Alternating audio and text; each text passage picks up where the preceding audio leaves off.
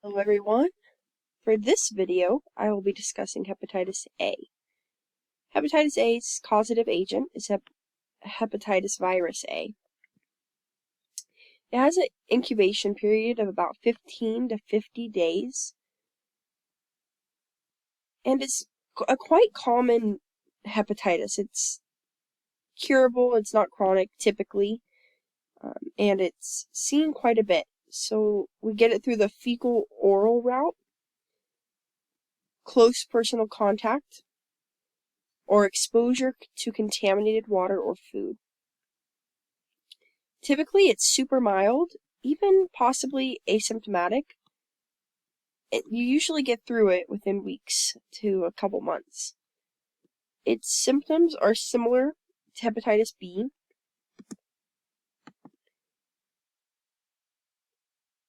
We see jaundice, nausea, vomiting,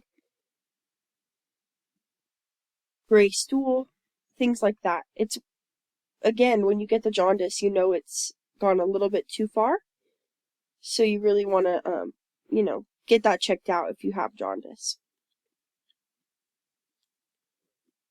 For treatment, there aren't any antivirals or anything like that. You're looking at supportive therapy, so treating your symptoms, rest, and fluids. For prevention, it's the same as hepatitis B.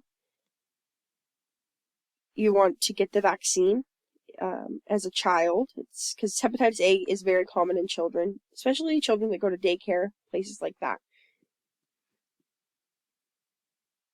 It's a two-step vaccine for children. It's first when you're born, and then the second around 18 months or before. People who travel to countries that are higher risk, those with liver disease, and drug users should all receive the hepatitis A vaccine. Again, your liver, skin, and gastrointestinal tract are all affected. The difference here between hepatitis A and B is hepatitis A is much less likely to become chronic. It's something that most people don't even know that they've had it, especially as children. So you just want to be aware of that. This is that jaundice look I mentioned, and then the list of symptoms. And then also showing the map for people who are at a higher risk when traveling should receive the vaccine. South America, Africa, Asia, all those dark green places are definitely, if you're traveling there, you should receive the vaccine.